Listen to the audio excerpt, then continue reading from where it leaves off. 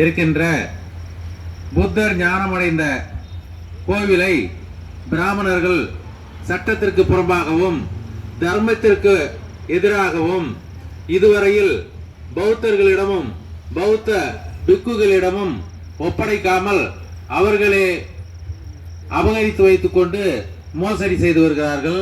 அவர்களை அகற்றி இந்திய மத்திய அரசும் மாநில அரசும் தார்மீக பொறுப்பேற்று உடனடியாக புத்தர் ஞானமடைந்த திருக்கோயிலை பௌத்த பிக்குகளிடம் புத்த சங்கத்திடம் ஒப்படைக்க வேண்டுகோள் கோரி இந்த மாபெரும் உண்ணாவிரத போராட்டம் நடைபெற்றுக் கொண்டிருக்கிறது. இந்த போராட்டத்திலே இறுதி வரை இந்தியா முழுவதும் இருந்தும் அனைத்து மாநிலங்களிலிருந்தும் இது தொடர்ந்து இந்த போராட்டம் நடைபெற்றுக் கொண்டே இருக்க முன்னுதாரணமாக இன்று பீகார் மாநிலம் புத்தகயாவில் உண்ணாவிரத போராட்டம் பிக்கு சங்கத்தினர் மேற்கொண்டு வருகிறார்கள். அனைத்து இந்தியா முழுவதும் உள்ள அம்பேத்கர்வாதிகளும் அனைத்து பௌத்தர்களும் ஒன்றிணைந்து இப்போராட்டத்திற்கு ஆதரவு தந்து தொடர்ந்து இந்திய அரசை வலியுறுத்தி இந்த புத்தகயாவில் உள்ள புத்தர் திருக்கோயிலை மீட்கும் வரை உண்ணாவிரதம் தொடர்ந்து நடைபெறும் என்று உங்கள் முன்பு உறுதி கூறுகிறோம். அதேபோல் நீங்கள் எல்லோரும் எங்களுக்கு ஆதரவு தந்து இந்த நாடு நலம் பெற இந்த பகவான் அருளிய தம்ம போதனைகள் அனைத்து மாநிலங்களிலும் உலகம் முழுவதும் எடுத்து செல்ல ஏதுவாய் முன்மாதிரியாக இருக்கின்ற இத்திருக்கோயிலை மீட்க நீங்கள் ஆதரவு தர வேண்டுமாய் அன்புடன் கேட்டுக்கொள்கிறோம். இப்ப உண்ணாவிரதம் போராட்ட வெற்றி அடைய உங்களுடைய ஒத்துழைப்பை நாடுகிறோம். பிக்கு சங்கா வாழ்க, தம்மம் தழைத்துவங்க. உங்கள் முன்பு வணக்கமாய் தெரிவித்துக் கொள்கிறோம். நன்றி, வணக்கம். ஜெய் பீம், நமோ Buddha.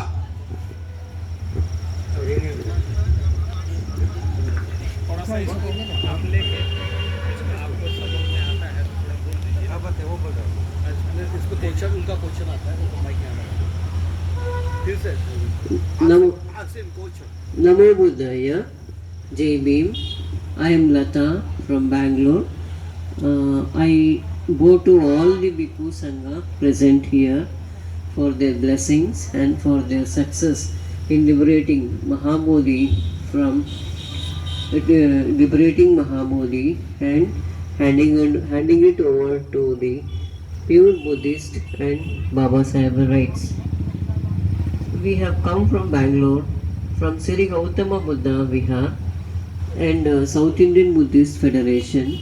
I thank our Venerable Bodhidatta Bhantiji for giving us an opportunity to participate, and it is our right for all the Buddhists and for all the Baba Sahib rights, for all the humans who follow Dhamma to come and participate in such a mega event and make a revolution of creating Buddha Shasana and creating the Prabuddha Bharat from South India to North India, bring back Dhamma. We have come to do fasting and to be along with you in this agitation to liberate Mahabodhi. So we will be there throughout this Sangarsh. Namo Buddhaya, Jai Bhim. ನಮೋ ತಸ್ಸ ಭಗವತು ಅರಹತು ಸಮ್ಮಾ ಸಂಬುದ್ಧ ನಮೋ ಬುದ್ಧಾಯ. ಮಾತಾಜಿ 72 ದಿನಗಳ ನಿರಂತರ ಹೋರಾಟದಲ್ಲಿ ಏನು ಮಹಾಬೋಧಿ ವಿಹಾರವನ್ನು ಸ್ವತಂತ್ರಗೊಳಿಸುವಂತಹ ಹೋರಾಟಕ್ಕೆ ನಾವು ಈ ದಿನ ಬಂದಿದ್ದೇವೆ. ಹೆಚ್ಚಿನ ದಿನಗಳು ಈ ಒಂದು ಹೋರಾಟದಲ್ಲಿ ನಿಮ್ಮೊಟ್ಟಿಗೆ ಭಾಗವಹಿಸಬೇಕು ಅನ್ನುವಂಥದ್ದು ನಮ್ಮ ಚಿಂತನೆಯಾಗಿದೆ. ಅದೇ ರೀತಿ ನಮ್ಮೆಲ್ಲರ ಮಾರ್ಗದರ್ಶಕರಾಗಿ ನಮ್ಮ ಬೋಧಿದತ್ತ ಬಂತೇಜಿಗಳು ಇನ್ನೂ ಹೆಚ್ಚಿನ ಜನರನ್ನ ಈ ಒಂದು ಚಳುವಳಿಗೆ ಕರೆತರಲಿಕ್ಕೆ ಕರೆ ಕೊಟ್ಟಿದ್ದಾರೆ. ಅದೇ ರೀತಿ ಬಹಳಷ್ಟು ಜನ ಈ ಒಂದು ಹೋರಾಟಕ್ಕೆ ಬರೋರಿದ್ದಾರೆ. ನಾವು ಈ ಹೋರಾಟದಲ್ಲಿ ಬಂತೇಜುಗಳೊಂದಿಗೆ ಉಪವಾಸ ಸತ್ಯಾಗ್ರಹವನ್ನು ಕೈಗೊಂಡು ನಮ್ಮ ಬೌದ್ಧ ಜನಾಂಗದ ಬೌದ್ಧ ಭಿಕ್ಕುಗಳ ಏನು ಬೌದ್ಧ ವಿಹಾರ ಇದೆ, ಈ ಬೌದ್ಧ ವಿಹಾರದ ಸಂಪೂರ್ಣ ಆಡಳಿತವನ್ನ ನಮಗೆ ವಹಿಸಿಕೊಡ್ಬೇಕು ಅಂತ ಕೇಳ್ತಾ ಇದ್ದೇವೆ. ಬಂಧುಗಳೇ, ಭಾರತ ದೇಶದ ಇತಿಹಾಸದಲ್ಲಿ ಸ್ವತಂತ್ರ ಭಾರತದಲ್ಲಿ ಆಡಳಿತವನ್ನ ಪಡೆದಂತಹ ಸಾಕಷ್ಟು ಜನಾಂಗಗಳು ಈ ದೇಶವನ್ನ ಅಧೋಗತಿಯ ಕಡೆ ಕರ್ಕೊಂಡು ಹೋಗ್ತಾ ಇದ್ದಾವೆ. ಅಂತಹ ಕಾಲಘಟ್ಟದಲ್ಲಿ ಎಲ್ಲ ಬೌದ್ಧ ಬಂತೇಜುಗಳು ಲೋಕ ಕಲ್ಯಾಣಾರ್ಥವಾಗಿ ಮತ್ತು ದೇಶ ಕಲ್ಯಾಣಾರ್ಥವಾಗಿ ಈ ಒಂದು ಧಮ್ಮವನ್ನ ತಮ್ಮ ಹಾದಿಯಲ್ಲಿ ತಗೊಂಡು ಹೋಗ್ತಾ ಇರುವಂತಹ ಕೆಲಸ ಮಾಡ್ತಾ ಇದ್ದಾರೆ.